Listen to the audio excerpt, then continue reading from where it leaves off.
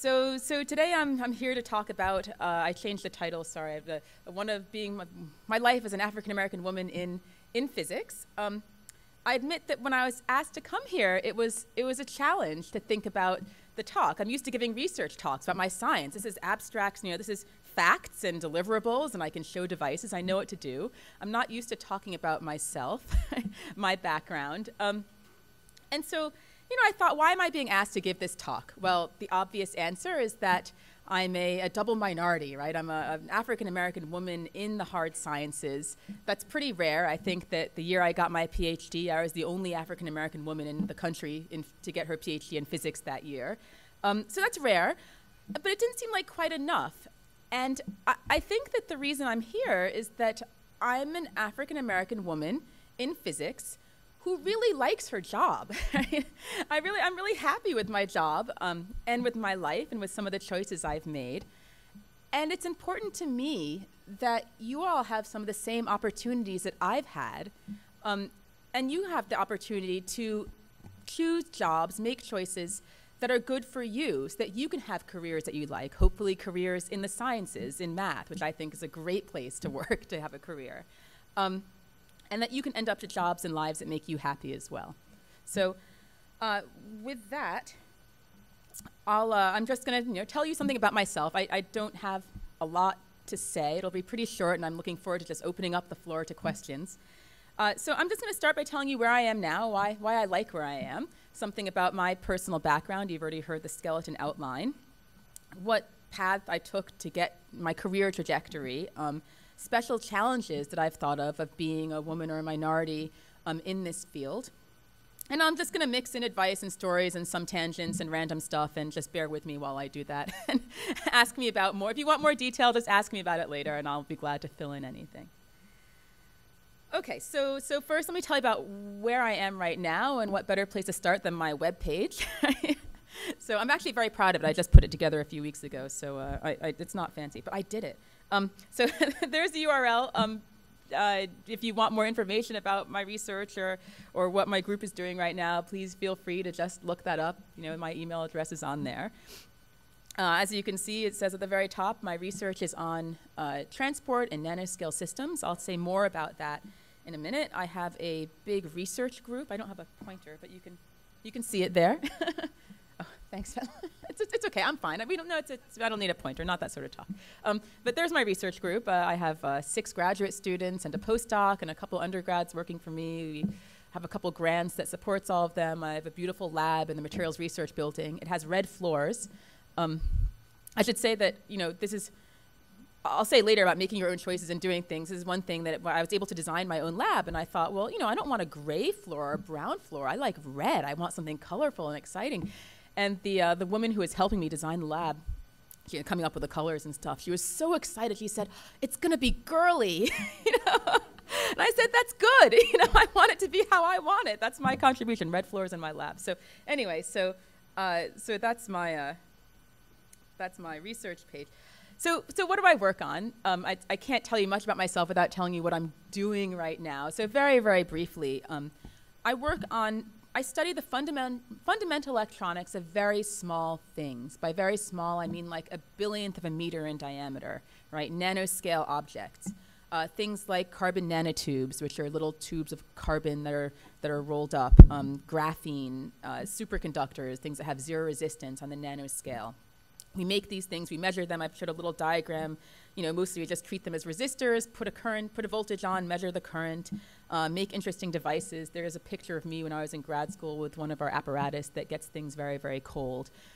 This is all experimental science. It's officially called experimental condensed matter physics. And I think it's a lot of fun. I enjoy the actual work of it. It's sort of, to me, a cool topic, nanoscience, nanotechnology. I get to play around the lab. I get to think about these things all the time. I'm interested in it. It's relevant to devices like ultra-small computers, like quantum devices. This is something that I enjoy thinking about and doing, and what I get to do all the time. So I'm going to give you a sense of what I do. I'm faculty in academia. Of course, that's not the only thing that you can do with a math science degree. There's a lot of things you can do with a math science degree, and we can talk about those later. I'm giving my perspective from an academic. So, maybe you wonder, what do you do all day as faculty? Here's, I've just given a list of what I might do on any given week. There's a whole lot of things. I teach. I'm teaching my own course on nanoscience in the fall. I've taught 400 students at a time in a big lecture on introductory E&M. I do research with graduate students. I should mention that I used to, as a graduate student myself and as a postdoc, I worked in the lab all the time. Now my graduate students work in the lab all the time, and I watch them work all the time and pressure them to work more all the time. but I work with them, so I research with the students. I mentor the graduate students and undergraduates on classes and courses and choices. I spend time writing grants. I read research articles to figure out what's going on in my field, to get ideas for new experiments. I spend a lot of time writing papers when we have results. I review other people's grants and articles to give my opinion on them. I go to seminars, give talks, attend workshops. There's a lot of things here, as you can see, and you can pick any 3 of them. They're sort of a full-time job. So it's a very varied job. And like I said, I'm here because I like my job, right? And I don't think this is a small thing. I challenge you to just go up to a sort of a random adult on the street and say, do you like your job, right? I bet the answer will be, it's okay. It's really, I find it's hard to find people who really like what they do. I don't mean like the money or like the prestige, but just like the actual things that they do during the day. There's never a day that I get up and just dread going to work. There are days when I have a lot to do and I'm just rushing and worrying about how I'm going to get it all done, but I never don't want to do it. I mean, even grant writing, which everyone complains about, it's just that it takes a lot of time and we have other things to do. It's not that it's that boring or uninteresting. I like doing the things that I do. So here's some of the reasons why I like it, and I apologize for all the pictures of myself, but I don't know, it's about me, so that's fine.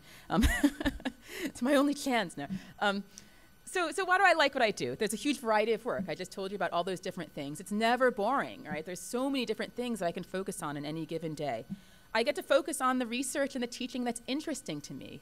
Intellectual stimulation, work your mind. Again, it's not boring. I get to think about what I like to think about and to direct my work toward things I like to think about.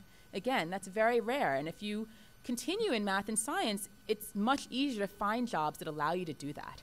Right? If you get an advanced degree, even if you don't go on in academia, you can find jobs that allow you to think about things that are interesting for you. And that's a huge advantage in life, right? It's a big deal. I'm pretty well paid. I put this here because I feel like there's a fallacy that if you're in academics, you're poor and you're not making a lot of money. Okay, it's true, I'm not making as much as bankers make, and bankers aren't making as much as they used to make, okay? So I actually have a pretty stable job right now, right, compared to them. But I have a nice house and fine car, and I have everything I need, and I get to travel. And if you look at most of your professors, they live pretty well. So you don't need to worry about having a decent life, especially if you have a degree in science. You can get jobs. You can get good, stable, well-paying jobs and have good lives. I get to set my own schedule. I gave that whole list of things that I do every day. But I get to choose what I want to do on any given day. If I don't feel like reading any papers that day, I won't do it. If I feel like spending a whole day reading papers, after teaching or something, then I do that.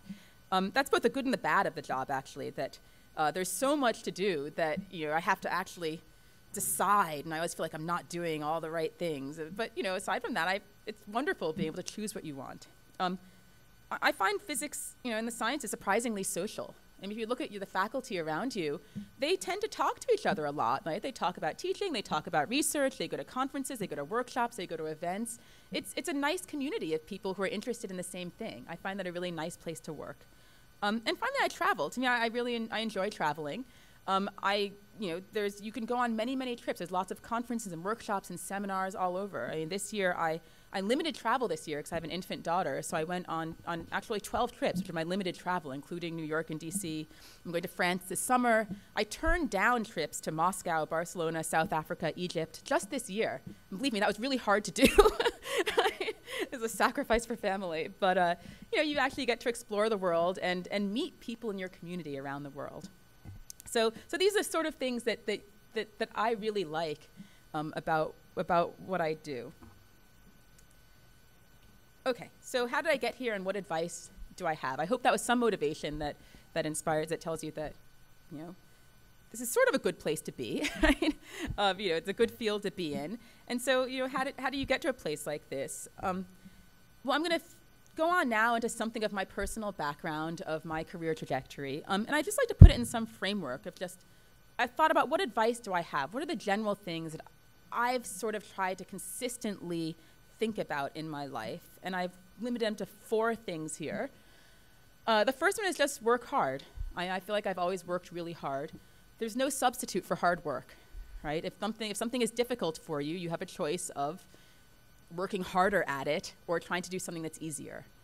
And you know, I remember when I was in the 7th grade, I was taking an advanced math class. You know, it was a year ahead of me for the 7th grade, and I remember this distinctly. It was really hard, and I went home and I said, "Mom, it's too hard. I'm getting a C in this class. I don't like it. It's hard for me.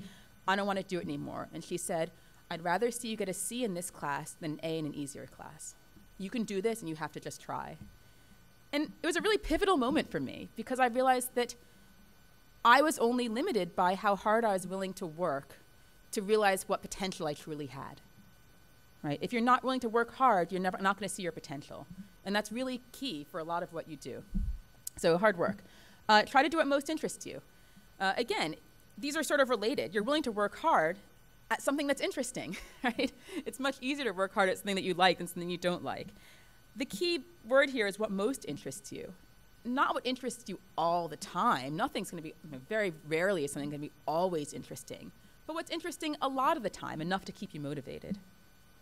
Be yourself, but always be professional. You don't need to change yourself to go into a field like the sciences where maybe you don't feel like you have a lot of role models or mentors or people like you. If you find yourself in a situation you're one of the few, you don't need to be like everyone else around you. You can be yourself. And add a caveat, always be professional, right? Look around you. You know, you do need to socialize with the people you work with. You do need to fit in somehow. You do need to keep a professional demeanor all the time, and that's, you know, really crucial for all these fields. And finally, throughout life, I consistently ask myself, am I comfortable with the worst case scenario, right? I mean, let's say that you're thinking of going to graduate school, and you don't know whether you should go to graduate school or to get a job. Okay, how do you decide that? Well, okay, if you go to graduate school and you don't like it, what's the worst that's going to happen? Well, then you get a job. You're back where you were before. It's not that bad, right? I had another example. I forgot it. But there are lots of cases like that where you could imagine where it seems like a very stressful choice, right? You're not sure, you know, do I take this job? Do I take that job? What career path do I take? Choose the one that you think is best for yourself. Think to yourself, what's the worst case that's going to happen, you know? And, you know, in my case, you know, do I have kids before tenure? Do I wait till afterwards and then maybe I won't get tenure at all? Well, you know, in the worst case in that case, you know, if I wait until tenure, then I don't have kids at all. I wasn't happy with that, right? And if I do it before tenure, then maybe I won't get tenure. That's okay if that's the worst case. You know, think to yourself, what's the worst that'll happen? And you'll realize it's not that bad. Just sort of go for what you want to do in that case. Okay, so those are my 4 bits of advice. I'm just going to go on a little bit into more pictures of me and my background. So you've already heard an outline of this. I was born in New York City, lived in D.C. Through 9th grade. I was in Houston for a few years. I was always interested in math science. I was also just a big jock in grade school and in high school. I did gymnastics very seriously at an elite level. I worked in Bella Caroli's gym. After that, I ran track. I was high school track captain. I ran 7 or 8 events, I think. You know, I think that sports, things like that, it's okay to follow your interest in other areas. In my case, things like sports were really good at keeping me focused, reminding me, you know, keeping focused, taught perseverance, the importance of hard work. In fact, I remember in college, I ran track for a year, and then I thought, oh, this is keeping me away from my studies. I really shouldn't run. I should just do research.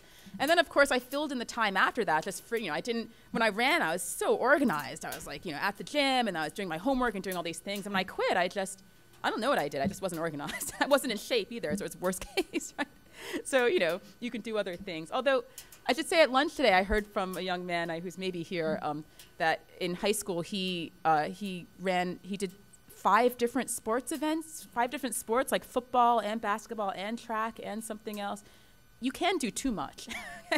So just be aware that you don't want to take away from your studies, but it's okay to do other things. I was always interested in math and science. I used to do math word books for fun, sort of SAT sort of questions. I had a lot of support from my parents and some teachers in this, not everyone. I didn't have a strong physics background in high school. I didn't even have that strong a science background in high school. I just liked it. One of the key things for me was a summer internship in a biochemistry lab. I think you can see me there when I was a junior in high school. From that experience, I realized that I didn't like biochemistry at all, but I really liked experimental science. So the pipettes and stuff, I don't know, any chemistry, biochem people here? Someone, yeah, no, it's just not for me, that's all. It wasn't, you have to, beakers and stuff, I don't know. So, but I really liked working in a lab, and so that was, I'll go on to summer experiences and stuff, but just that experience in a lab was a big motivator, realizing I could do something that was fun and that I liked with my life. Okay, so I went to college after that. At that point, I knew that I wanted to do experimental science. I thought I did. I wasn't sure what area to go into. I mean, once again, I try to work against the stereotype that everyone who goes on in science knew from high school, had a really strong science background in high school and knew they wanted to be a chemistry PhD and go on into academia from the time they were 5 and they went right into college doing that. That's not usually the case, I don't think, right? I sort of knew I liked science. I didn't know what I liked best, so I just took a lot of courses. I took freshman year math, chemistry, physics, biology, right? And just saw what happened. And it turned out that bio was sort of interesting. Chemistry I didn't like so much until we got to the atomic shells. That was really cool, the physical chemistry, right?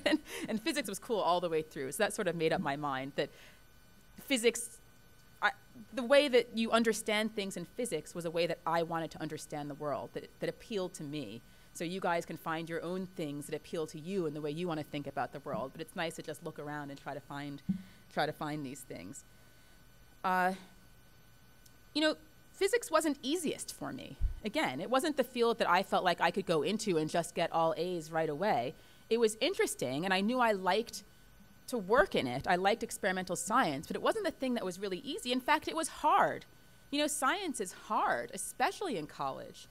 I remember one time when I was in college and I spent an all-nighter at the physics library, doing a problem set, a really hard problem set, and I was there until 3 in the morning, maybe 6 or 7 hours just working on this thing, and I dragged myself home. I remember walking through the quad, and I was going back to my dorm, and there are these bright lights in one of the dorms that I passed by, and I sort of looked in like a deer in headlight thing, and I saw these guys. It was a Tuesday night, right? These guys playing pool and drinking beer. And I thought, they're not physics majors. I bet they're not in the sciences at all. They're living differently from me. They're not doing this. And it wasn't an unpleasant thing. It was just you realize that there are differences. I was working harder at that point than they were. It was harder for me. And you have to think long term. At the end of the day, they wanted to do something different from what I wanted to do. Maybe they wanted to go on to business school, or maybe they had parents who were wealthy. I don't know, right? But if I wanted to take my path, I had to be willing to accept that I was working harder, that it was going to be unfun sometimes, that I had to work now to pay off in the longer term. And just remember that when you're slogging through these things in college, it's a long-term thing. You can be discouraged now, but don't let that change your mind about what you're doing, right? Don't let the threat of hard work or other people having easier time make decisions for you now. And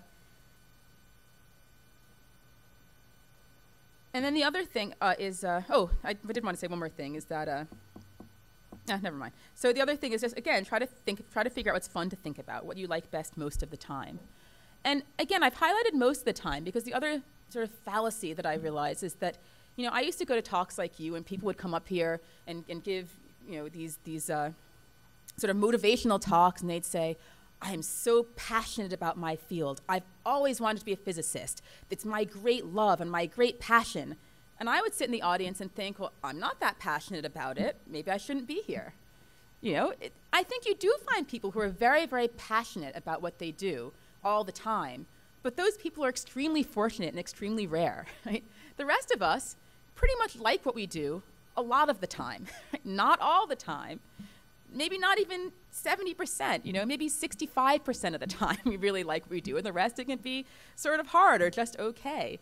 So if you find, what you like to do think about what you'd like to think about most of the time, that's a pretty good thing, right? You're doing pretty well. You don't have to have it be the light of your life to go on in the field. And again, if you think about other jobs, right, doing something you like most of the time is a pretty good thing. So keep that in mind. The thing I mentioned before is what was really pivotal for me in college, what actually got me through these sort of hard problem sets and hard times, was experience doing the thing that I really liked, which was working in the lab.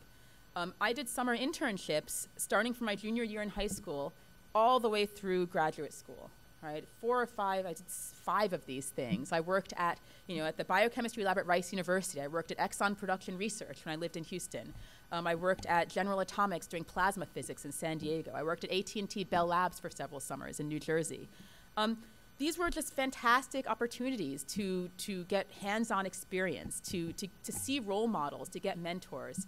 A lot of these programs were specifically targeted for women or minorities, so it was a really good peer group of people like me who maybe didn't expect to be where they were, but were succeeding, were challenging themselves, were trying to do well, who were supporting each other. Again, you get to see the fun of real research versus classwork. It allows you to think about what area of your field that you're interested in. So I really strongly encourage. In fact, how many of the undergrads here have done summer research? Anyone? Okay, good. So I'm going to push this thing. It's really important. You can do it at your own university, right? You can stay here for the summer and work with someone, I think. There are opportunities for that, right? Get some hands-on experience, get to know your professors even better, get to work with other students. There are RUs across the country. These are really key. It gives you experience. It allows you to see what's fun outside of the classroom, right? Like me in biochemistry, you may not like the specific thing you're working on, but it gives you a sense of what you do like. It's really important, really fun. For me, it was crucial, and I strongly encourage you to get your own experiences. Okay, where am I? And then I went to graduate school. So at first I had this slide as I went to graduate school talking about it, then I realized, well, this is not really an obvious choice, right? I mean, I don't know how many of you are thinking about graduate school, but it's a choice you have to make at some point. So I thought I'd put here a few reasons why you might want to think about advanced degrees in the sciences. I hope I've shown you why you definitely want to stay in your field and work hard and graduate and do as well as you can. And then you may want to consider an advanced degree. I mean, honestly, in the sciences, advanced degrees are really crucial to getting a stable job, right? It's as you know, the economy is not so robust right now.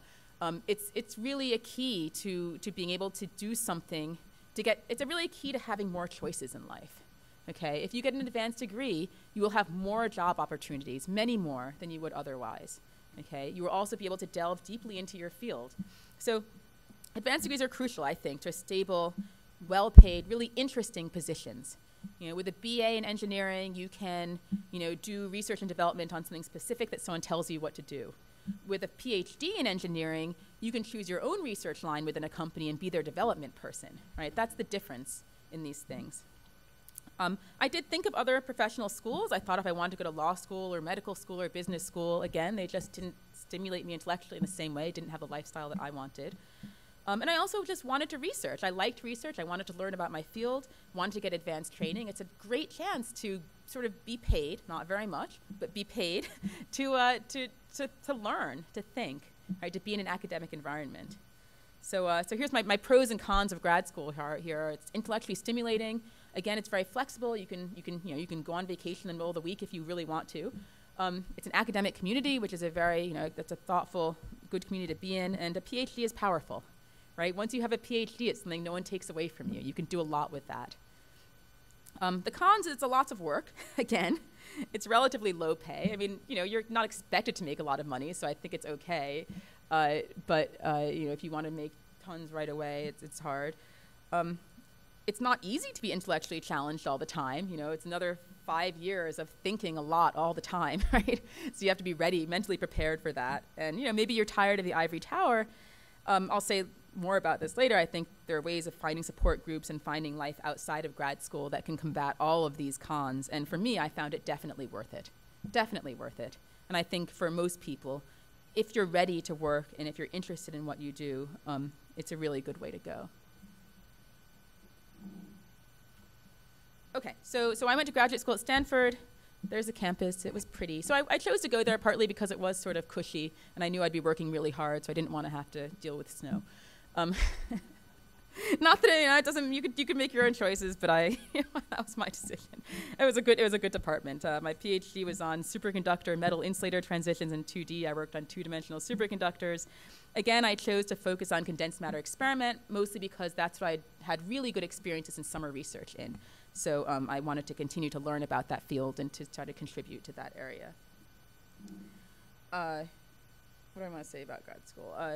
You can ask me more questions about grad school. I just want to say you can have a decent life in grad school. I had a good time in grad school, in retrospect partly, but even at the time it was good. I met my husband in grad school. I joined a dance troupe. I hung out with friends. I worked in a lab. I got a lot done. It was a good experience. It was a good experience. It was not, it was 5.5, almost 6 years of my life, and they were good years. I learned a lot. I had fun. It's not a bad thing.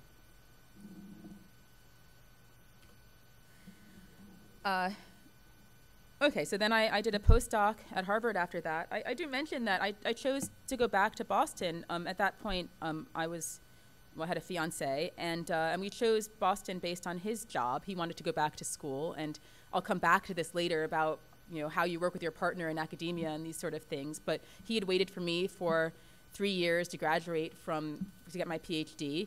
We both knew that I'd be looking for academic jobs. Those were hard to get, so this was his chance to choose to do what he wanted to do, and I was going to be flexible. It's really good to work together with someone if you know that these things are coming up, to balance. If you have a partner or family considerations, any of those things, think in advance about how to make it work best for you as a family, not just you. So we actually went back to Boston because he wanted to go to graduate school there.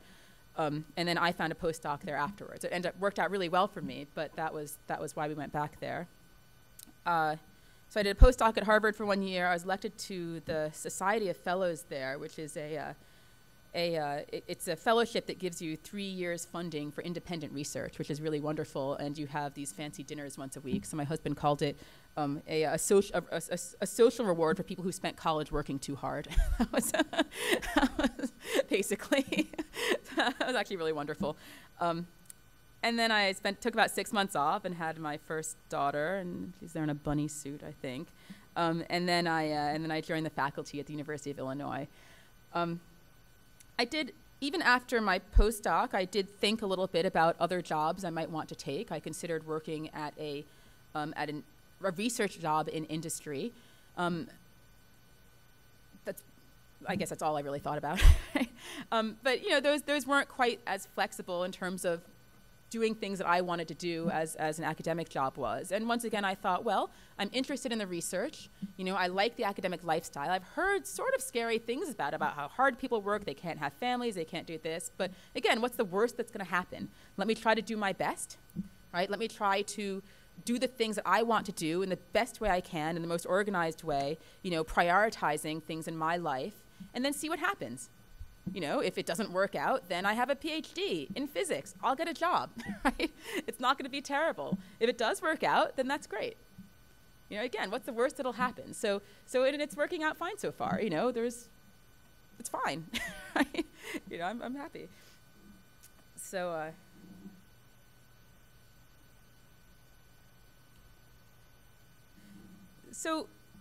sometimes when I've had people look at my resume and say, oh, you were physics in college, and then you did a postdoc in physics, and you're on the faculty in physics, and that was really clear, good for you.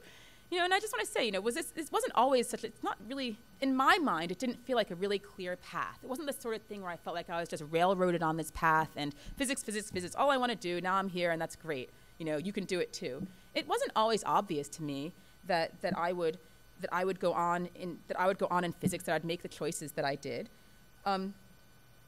Again, I tried to sort of do what I wanted to do and follow my worst case scenario rule. If I don't like, did I want to go to med school or did I want to go to grad school? Well, if I went to med school, it's really hard to go back to grad school when you take a few years off, right? It takes a really concerted effort, to do those problem sets again. It's really unlikely that you'll go to med school for 3 years and go back to grad school. On the other hand, it's a little more likely that if you don't like grad school, you can still go to medical school, right? Those are things that, that sort of made sense to me. Let me try grad school, see if I like it, I'm interested in it, see what happens. If it doesn't work out, I have other choices. What's the worst that'll happen, So, every choice along the way I thought about carefully, and ended up where I am. Did I always want a career in physics? No. I mean, at some point in college, I remember, again, physics, it was sort of hard. I don't want to keep saying this hard. It's not always hard. Sometimes it's fun. It can be good. But, at some point, I wasn't so enthusiastic. I wasn't excited about the problem sets I was doing. I didn't like a lab course. I wasn't sure. I saw my friends doing really fun things, anthropology. I wanted to switch to anthro or history. I was discouraged by my parents, which is a good thing from doing that. And also, like I said, I had these really good summer experiences. I knew that I liked to work in physics. I knew that there was something beyond the problem set that would be fun. And I decided just to, it's a lot easier to get a different sort of job with a physics degree than it is to get a different sort of job. It's a lot easier for me to get a job that I like with a physics degree than to get a job that I like with an anthro degree, I realized. And so I stayed in it, and I thought I'll just keep working hard, try to stay interested and see what happens. And that was a good thing. I should mention, I also felt like I had something to contribute to physics. And as a minority in physics, as you're a minority or a woman, the numbers are very small, right? And you can recognize that you can be a role model, right? When the numbers are small, even adding one person in the field can make a big difference. So you're in sort of a unique position, and I think that's a good thing, right? It's sort of, to me, it's a motivator, right? There's something unique about my position now that may not be as unique if I were, in medicine or in business or something like that. So if I like it, and if I feel like I have something a little bit special to contribute, to me it's important, right? You guys, I think, have something special to contribute as well, a little beyond what maybe everyone else does. And let that be a motivator to you. It's a good thing to be unique, to have something other people don't have, to be able to be a role model that is really lacking in the field. Okay, and that's good, right? That's motivation. At least for me, it was. Am I always excited or interested in my fields? I said, no, it's not always my favorite thing in the world, but I'm excited a lot of the time. It's interesting and it's fun, and that's good enough for me. So am I now happy with the choices I've made? I think yes, I am, right? And if I'm not, then I'll make other choices, right? The world is open. Okay, so I'm just going to end with a little section on what I think are some of the special challenges of being a woman or minority in sciences, and then we can just open up the floor. I've listed 4 things that just came off the top of my head, and I'll go through them one by one. The big thing, I think, is a lot of us underestimate ourselves, right? I have a picture here. There's been research showing that if you mark your race or gender down on a test in the sciences or a field where you're underrepresented, you do worse. Just marking that box lowers your test score, right? We're underestimating ourselves. We're thinking that we don't belong here, that we're not going to do well, and therefore we do worse. It's a really serious challenge and problem, right? To think that we don't belong. And so what do you do? So the answer is you do belong, right? You can do really well. This is the area that you should be in if you want to be here, right? How do you prove that to yourself? Well, for one, you find role models. This is a wonderful group that you're in right now. You have speakers coming in who can be role models. Be role models to each other as well, right? Look around you. Like, look at everyone else doing what you're doing. It's really important to see that you're all trying to get to the same place, right? And if you look at your friends, you realize that they're really great and excellent. They deserve to be where they are. They should be where they are, and you should too. Work hard, right? I keep saying this.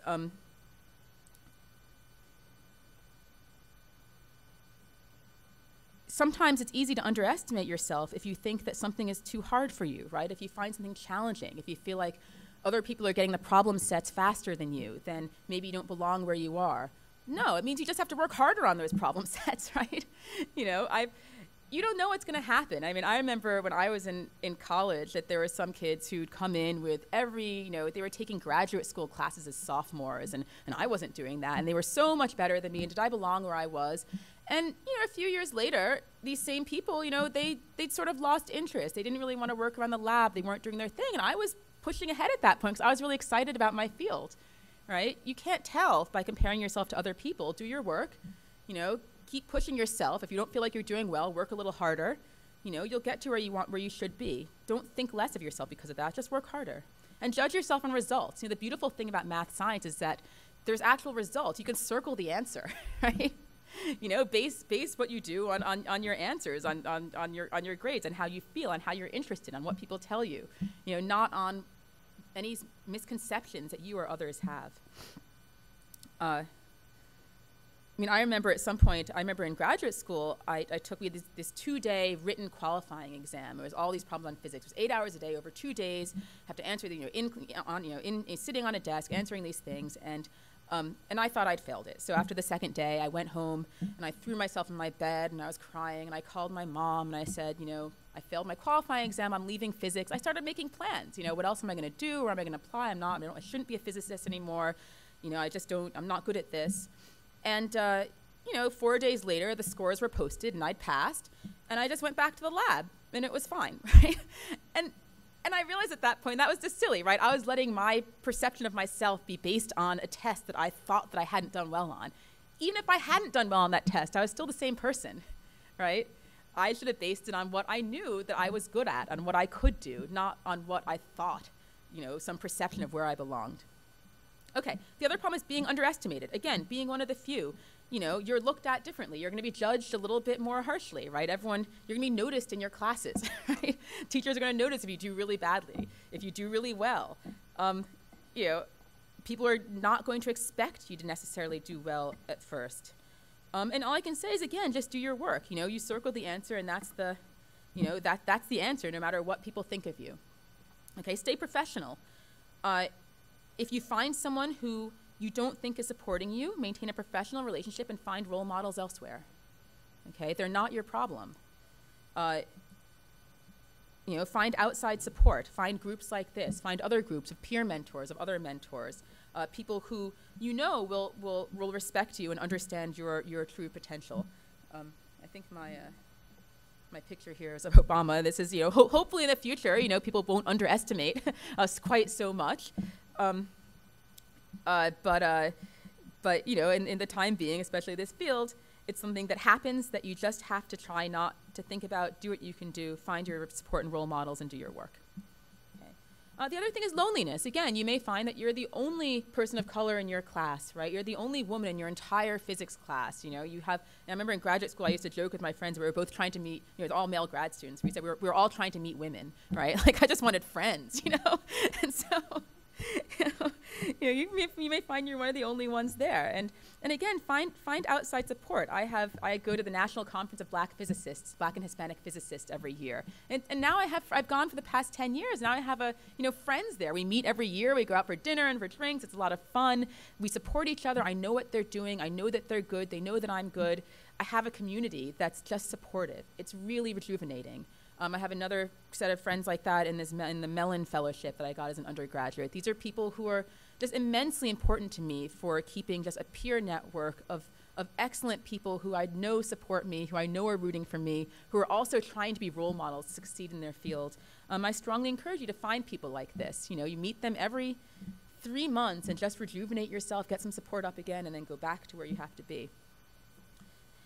And the last challenge is, I mentioned, just balancing family and career. Especially, I know a lot of women who are in physics worry about not going into the field or in the sciences, don't want to go into the field because they think they can't have families, they can't spend time with their kids, they don't want to do it. And I should say that, the sciences, especially, academia, is not, it's actually easier, I think, to have a family in academia than it is if you're a lawyer or a doctor or a professional in some sort. It's just that it's so flexible in terms of schedule that you always feel guilty about how much time you're spending in any one place because you're deciding, right? So if you decide to spend, 5 hours with your kids one day and not work, then if you don't get the work done, it's your fault. Or if you decide to spend all day at work and not see your kids, then it's your fault again. It's not like your boss is telling you to do it.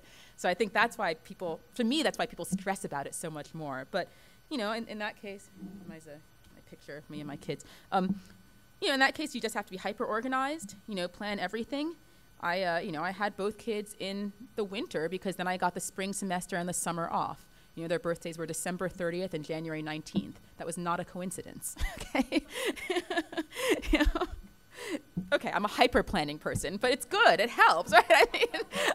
I'm sorry to give you all, but it's true. You really, if you want these things to work to the best of your ability, create circumstances that work, that allow you to do what you want to do, Make sure you have a sense of your priorities. Like I said, I decided to have 2 kids before tenure because I really wanted children. I didn't want to wait until I was 40. And if it hurts tenure, then it hurts tenure. But that was a priority of mine. And I think it's going okay so far. This picture here in DC is when my second daughter was a month and a half old. I was required to go to DC for a big grant meeting. I didn't know. I was on a month and a half. I didn't want to go. And I said, fine, I'll go if you pay for my babysitter to come with me. And so there's me and had a day off. We went to the monument. And that was it. You just try to make things work for yourself, and it can hopefully work out. Okay, so that's it. 4 bits of advice I've tried to follow my whole life. Work hard. I forgot to mention that my aunt always says, she says to me, it's funny, the harder you work, the luckier you become. Right? Work hard. Try to do what most interests you. Be yourself, always be professional, and ask yourself, are you comfortable with the worst case scenario? For me, keeping these things in mind has seemed to work out, and if it doesn't, what's the worst that'll happen? Not so bad, usually. Thanks for listening. Open to any questions that you have.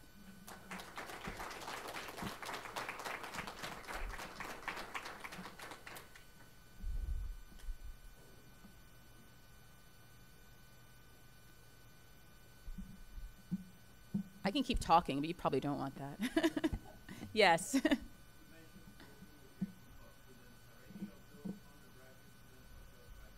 I have undergraduates. Yeah, I've almost always had 2 or 3 undergraduates working in my lab during the year and during the summer.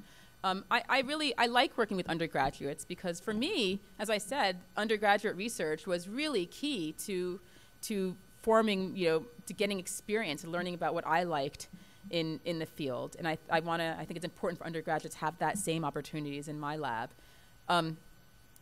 So many professors will work with undergraduate and ask them. I mean, the key is making sure that you work in a lab or that you work somewhere where there's an actual project for you. Now, I admit, when I've hired freshmen just to organize, to literally organize screws and hardware in the lab, right? They're freshmen. I pay them for the summer, and they go in. And if I need some, labor done, like soldering or just putting things in their place, I'll have them do that. And then from there, we'll work up to, if first summer they organize, and during the year maybe they do some soldering, and then the next year they do some real research, and the following year they do a thesis project. Right? We sort of work their way through. So even if they have no previous experience, they can work around the lab, they can see what's going on, they can see if they're interested, they can start building up some hands-on ability, and then really take off when they're doing their real research. And so I try to think of projects like that to start people, hopefully, usually their freshman or sophomore year, and continue through their senior years.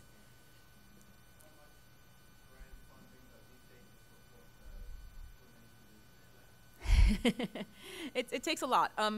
So each student costs about $45,000, but that's, let's see. So each student costs about $25,000, but then there's overhead on top of that. So the overhead is 50%, so it's about $50,000 for a student, or more. It's going up all the time. A typical grant from the NSF might be about $100,000, but then you have to take out supplies. You can't just have a student work there without having money to do their research, right? So it takes $30,000 to do research. Usually you get a little bit of salary or something else out of there. So you can support one student with each grant usually. So I have 3 different grants. Oops, don't want that to happen. I have 2 pretty large grants and one other grant, and I just got another grant to support a postdoc and some startup money. So I have about, how much do I have per year? 150, 300, 400, about $400,000 in grant money per year, which is not quite enough. So to support my postdoc, I dip a little bit into my startup. So the 450,000 supports about, we'll support about 5 students plus half a postdoc.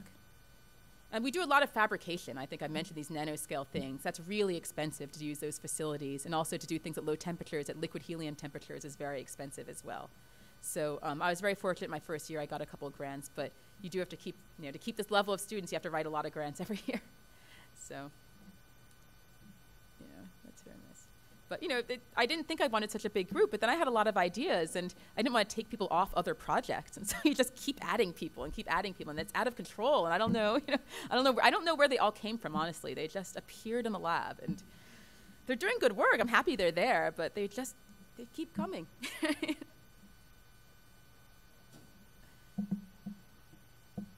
So who here is interested in graduate school? What else? What else do you guys want to do? What are you interested in doing when you graduate?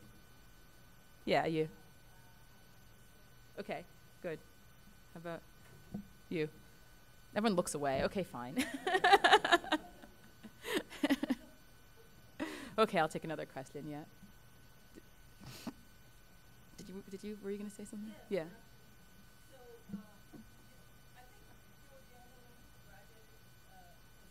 And physics, I was the only African American woman getting a physics PhD in 2001, I believe. I didn't know. It was funny. I mean, you don't know. You're just working. Again, you just work. You do your stuff. I mean, again, science is sort of nice that way. You know, you can be one of the few. You can do whatever. But at the end of the day, you have to get your papers out, right? So you can talk all you want about being a double minority or anything else. But all that matters at the end of the day is, do you have some publications? Have you given some talks? And have you written your thesis? You know, I mean, you have to get to that point. So at that point, I was just very involved in my work. I had no idea. And it was only, I think it was 2 years later, I was attending a talk. And it was a talk on minorities in physics, and the speaker said, you know, the numbers are so small. In fact, in the year 2001, there was only one black woman who got a PhD in physics. And I said, that's me. So that's how I knew. So, and now I use that in talks. So that's, I tried to look it up. I think it's a true fact. That's what he said at any rate. So, yeah, but you don't know. I mean, you know, for all of us, you know, you do know in your local environment that you're one of the few. And like I said, you find mentors and peers. And I should mention, it doesn't mean that you don't hang out with your own lab group or the people that you work with. I mean, that's also really crucial. It's not, you know, it's okay to have two sets of friends, right? It's okay to have people that you work with who you're friends with, you go out with, you go to lunch with, you do stuff with, and have another set of friends you hang out with differently. That's okay. A lot of us do it, right? It's not okay to just not hang out at all with people at work and only have your other friends who don't interact with anything you're working with. I think that's dangerous, right? Because a lot of professional activities happen informally, and also makes your life less fun when you're at work, right? You should find people who you get along with and you can interact with and try to make relationships with them. And then you don't feel, you know, so you don't feel like you're the only one or lonely, because you have people in different places you can hang with, right? So, yeah.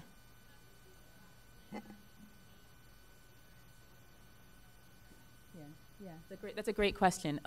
So it's not a secret. It's a fact that many people surprisingly don't know about, that at least in the pure sciences, like in chemistry or math or physics, you're paid to go to grad school. You don't pay. You get a stipend. They paid me to learn about my field and get an advanced degree. Now, they didn't pay me very much, but they paid me. Okay, so something at the level of, you know, $18,000 a year or something like that. It was enough to live in the dorms, you know, to buy the food that I wanted to buy, to go on a few trips every year, to, you know, buy a used car and head up to Yosemite with my friends, right? So that's a really important thing. And when you're getting for a PhD, you're usually paid a stipend. Now, in the sciences, that stipend comes out of your professor's grants. That was a question about how much grant money I needed. My grant money pays for the students. In the humanities, typically the students will have to teach to pay for their degrees. But in these fields, you're paid. You know, it's nice change from college, actually. I did have loans in college, and I paid back those loans. You don't have to pay them back while you're still in school. So they only become due at some, you know, gradual rate after you've graduated from graduate school. And at that point, as a postdoc, you know, as standard in physics, standard postdoc salaries are $40,000, $45,000 now, right? And that's enough to at least pay off a monthly loan until you're faculty and you can pay back more, or, you know, until you get a job and you can pay back more. So you can get loans, and typically the loans don't come due until you have a job, right? Now, if you go to a professional school, you do have to pay for that, right? If you go to optometry school, or if you want to get a master's in engineering, for example, you pay for that. But then the first job you get in those fields are usually pretty high paying, right? So if you can swallow paying some interest for a few years, after 4 or 5 years, I suspect your salary will be high enough that you can pay back those loans relatively easily, okay?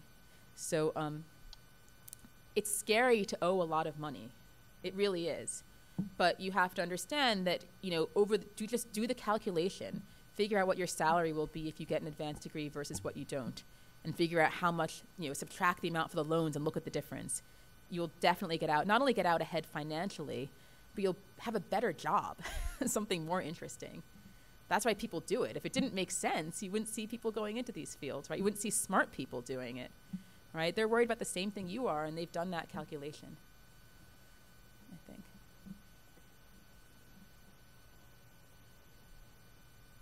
Yes? You mentioned the Association of African American and Hispanic Physicists. Yes. Is there an undergraduate or student division attached to that? And does that association also address efforts and ways to nurture and encourage minorities in science? Right, that's an excellent question, thank you. And the answer is yes. In fact, the same conference is a joint student and professional conference, which I find great because it allows students to go to talks by professionals and us to be there to help mentor the students.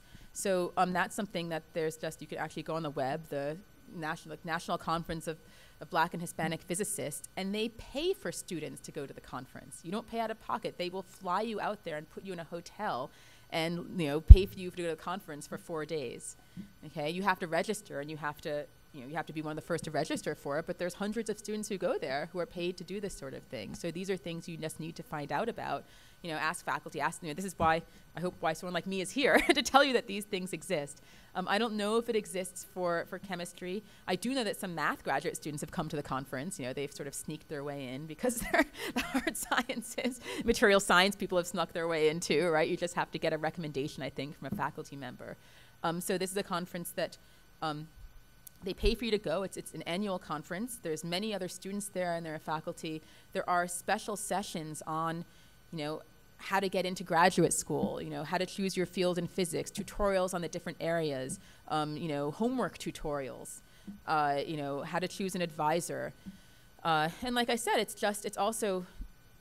not, as important as all of these sessions is just being with other people, right? Meeting these other students.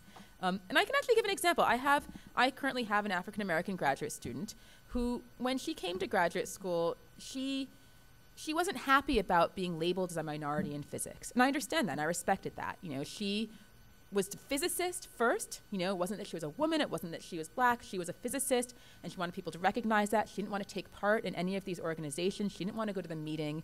She felt like that was just pushing her into a stereotype that she didn't want to be in. And I understood that, and I respected that. But I think one of the other students finally convinced her to go because they said, why don't you try this? It's a free trip. It's sort of fun, right? And she went, and lo and behold, she made friends, right? She made friends there. She found a peer group. She made friends with the other graduate students from our department who went there. And she realized it wasn't that she was being pigeonholed into a stereotype, that there were just a bunch of physics nerds just like her who liked and supported each other. That was all there was, right? And it was a great pleasure for me to see this year her organize the other students in attending the conference, right? Because it was a place where she found support. And like I said, you can find it in lots of different places, and this is just one of those. So you can look online, National Conference of Black and Hispanic Physicists. You can see if there's one for chemistry. I can try to find that out, or for math. But these things exist, and they're online. And like I said, there are other fellowships and other things that you can look into. I had this Mellon Fellowship as an undergraduate that has a similar peer group actually from across academia, and I really value their friendship too. So you can find out these things.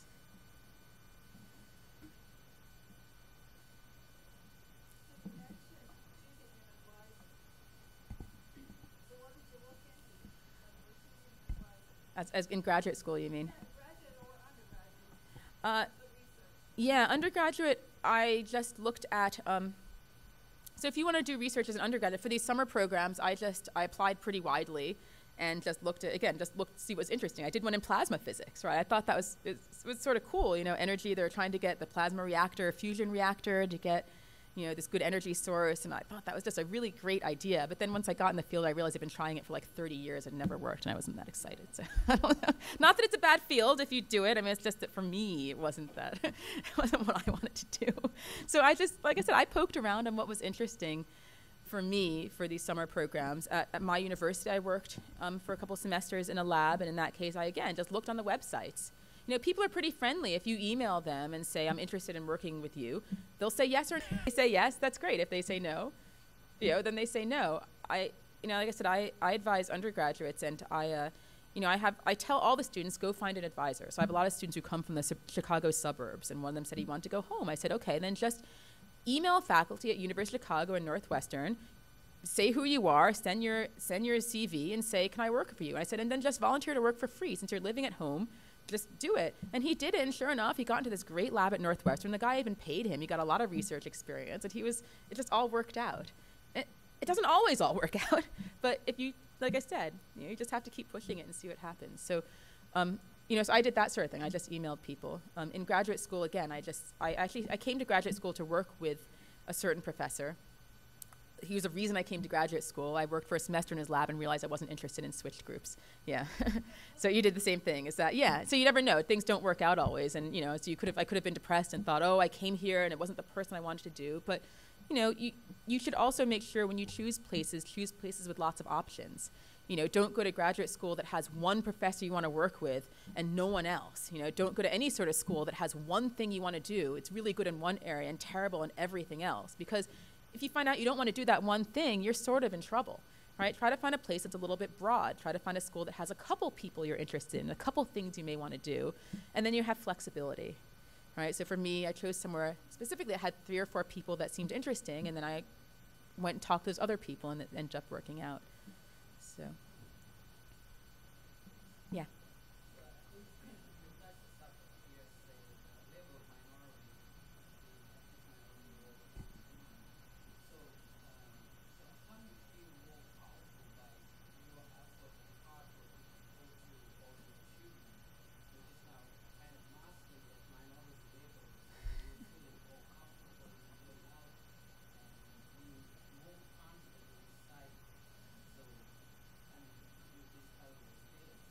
How do I feel?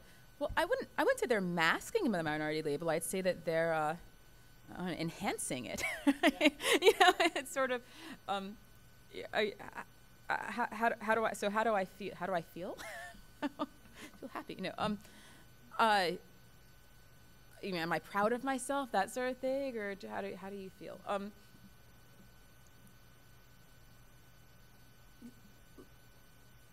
Like I said, I feel lucky with having the opportunities that I've had, and that's one of the things, that's with many of us are sort of overachievers, I think, right? If you're in the sciences, you're probably an overachiever just at some level, right? You're not taking the easiest route. You're not just trying to make lots of money and get out the door as fast as you can. You're doing something that's interesting and you're willing to work for it.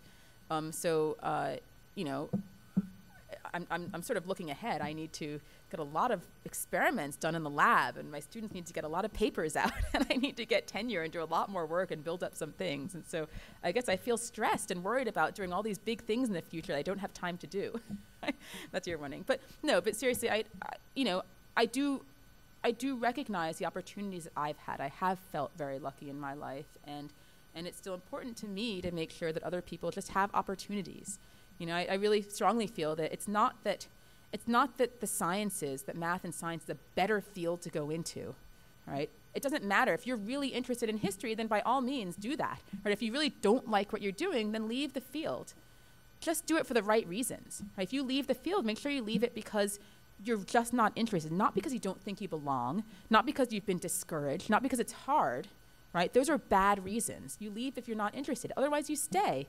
Because you do belong, because you can work harder, because it's a good field to be in if you're interested, right? So I really think that if people have the encouragement and the opportunities, they can make the right choices, right? And I think we will see greater numbers in the field after that, when people realize, okay, someone else has been there, I can do this too, and I want to do it.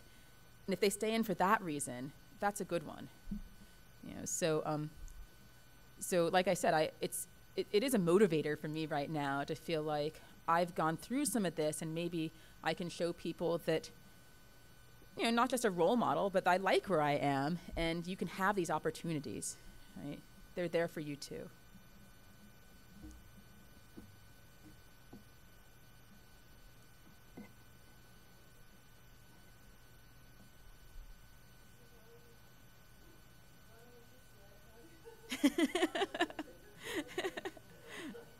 Well, thanks, guys.